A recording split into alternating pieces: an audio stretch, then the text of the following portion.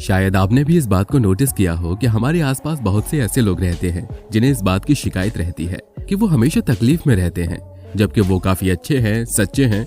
उन्होंने कभी किसी का बुरा नहीं किया, वो भगवान की भक्ति भी करते हैं, लेकिन इसके बावजूद उन्हें जीवन में काफी तकलीफ है भुगतनी पड़ती है। इसके विपरीत जो लोग बुरे होते हैं, जो दूसरों को परेशान करते हैं, खराब काम करते हैं, वो सारी जिंदगी ऐश करते हैं। उनकी जिंदगी में रुपए, पैसे और दूसरे सुखों की कोई कमी नहीं होती। तब सवाल उठता है, क्या भगवान भी उन्हीं लोगों का साथ देता है जो बुरे हैं और अच्छे लोगों को परेशान करता है?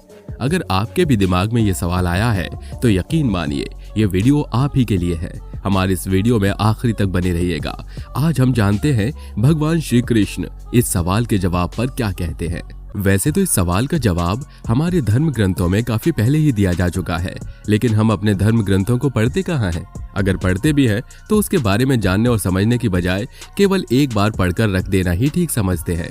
भागवत कथा आपने सुनी होगी, महाभारत की पूरी कहानी भी आपको मालूम होगी। कौरव और पांडवों के बीच हुआ धर्म और अधर्म का युद्ध इस बात का सच्चा प्रमाण है कि भगवान केवल सत्य और धर्म का साथ देते हैं, क्योंकि इस युद्ध में भगवान श्री कृष्ण ने पांडवों को विजय दिलाने में कोई कसर बाकी नहीं रखी। इतना ही नहीं, पांडवों को जीत दिलाने में हनुमान जी का भी बड़ा योगदान है, क्योंकि अर्जुन के रथ की पताका पर भगवान हनुमान जी विराजमान थे। वहीं अर्जुन के रथ की सुरक्षा कर रहे थे। युद्ध में भगवान श्री कृष्ण पहले ही अर्जुन के सारथी रहे हों, लेकिन पूरी जिंदगी भर अर्जुन को जब भी कोई दुविधा उत्पन्न होती थी तो वो अपना सवाल लेकर भगवान श्री कृष्ण के पास जरूर जाते थे। इनके बीच भगवान और भक्त का संबंध दो दोस्तों के बीच पारस्परिक संबंध के जैसा था। ऐसा ही एक सवाल लेकर अर्जुन एक बार भगवान श्री कृष्ण के पास पहुंचे। फिर उनसे हाथ जोड़कर प्रणाम करते हुए पूछा कि हे मधुसूदन, मेरे मन में एक दुविधा है जिसको आप दूर कर दीजिए। भगवान श्री कृष्ण अर्जुन से मुस्कुराते हुए बोले, हे पार्थ, तुम अपने मन की पूरी बात मुझे बताओ, तभी मैं उसका समाधान कर पाऊंगा।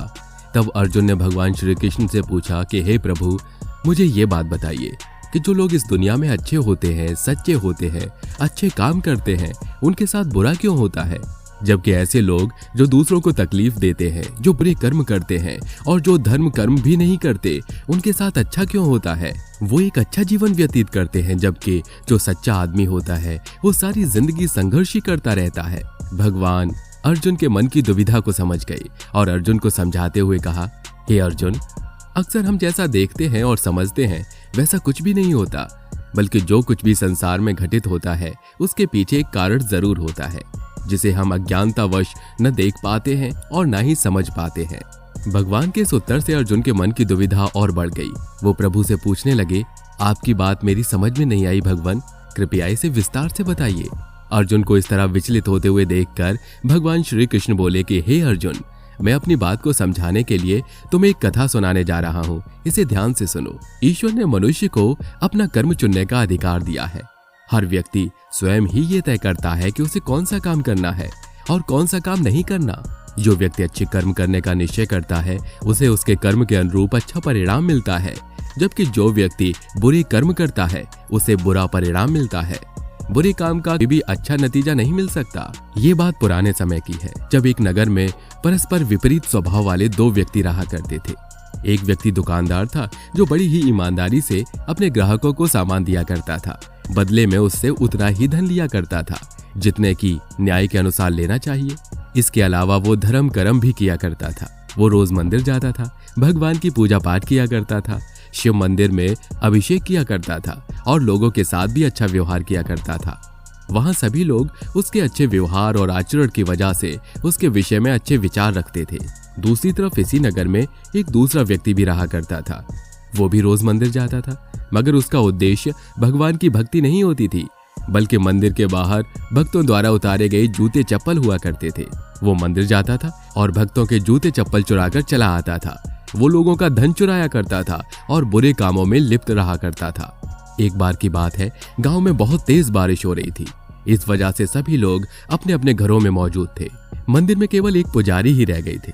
जब मंदिर में केवल पंडित जी ही थे, उसी बीच गांव में मौजूद बुरा आदमी मंदिर पहुंचा और उसने सोचा कि पंडित जी अकेले हैं, क्यों ना मंदिर के सारे गहने और पैसे लेकर मैं यहाँ से भाग जाऊं। और उसने ऐसा ही किया। उसने पंडित जी की नजर बचाकर मंदिर में मौजूद देवी देवताओं के गहने उतारे और सारा सामान लेकर वहां से चला गया। इसी बीच वहां पर गांव में मौजूद उस अच्छे आदमी का आना हुआ जो रोज मंदिर में रोज पूजा पाठ करने आया करता था। पंडित जी ने उस आदमी को वहां देखा, लेकिन उसके पहले आई चोर को वो नहीं देख पाए। जब मंदिर के गहने और रुपए चोरी हो गए तो पंडित जी को लगा कि इस आदमी ने ही मंदिर में चोरी की है, जो कि अच्छा बनने का ढोंग करता है। उन्होंने शोर मचाना शुरू कर दिया और चोरी का आरोप उसी सच्चे आदमी के ऊपर लगा दिया। गांव के दूसरे लोग भी इकट्ठा हो गए और सबके सामने उस आदमी को चोर साबित कर दिया गया। उस भले आदमी को लोगों के बीच चोरी के झूठे आरोप में काफी शर्मिंदगी महसूस करनी पड़ी। उसे उस काम का दंड दिया जा रहा था जो उसने किया ही नहीं। किसी तरह लोगों से बचता बचाता वो आदमी वहां से बाहर निकल आया। अभी वो सड़क से जा ही रहा था कि पीछे से आते एक वाहन ने उसे जोरदार टक्कर मारी और वो जमीन पर गिरकर घायल हो गया। किसी तरह लंगड़ाते हुए वो अपने घर की तरफ चल पड़ा। रास्ते में उसे वही बुरा आदमी मिला जिसने हकीकत में मंदिर में चोरी की थी। उस भले आदमी ने देखा कि वो चोर अपनी ही मस्ती में जा रहा था, साथ ही बोलता जा रहा था कि आज तो उसने बड़ा हाथ मारा है और उसके हाथ बहुत सारा पैसा लगा है। ये देखकर उस भले आदमी को भीतर से बहुत तकलीफ हुई। वो अपने घर गया और उसने भगवान की तमाम तस्वीरों को एक तरफ रख दिया और पूजा पाठ भी छोड़ दिया। वो भगवान से नाराज रहकर ही जीवन व्यतीत करने लगा। थोड़े समय बाद उन दोनों ही आदमियों की मृत्यु हो गई और वो दोनों एक साथ ही यमराज के दरबार में पहुंचे।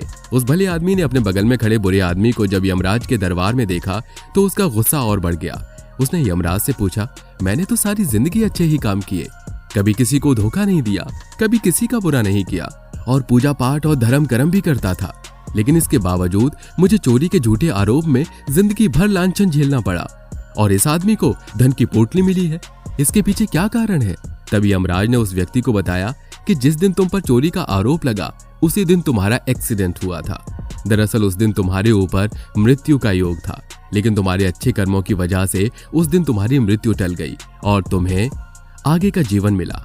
रहा सवाल इस आदमी का, तो इस आदमी की किस्मत में तो राजयोग था, लेकिन इसके बुरे कर्मों की वजह से वो राजयोग केवल एक छोटी सी धन की पोटली में परिवर्तित हो गया। इस कहानी को सुनाने के बाद भगवान श्री कृष्ण अर्जुन से बोले, हे अर्जुन, अब तो तुम्हारे मन की तमाम शंकाओं और दुविधाओं का समाधान हो गया होगा।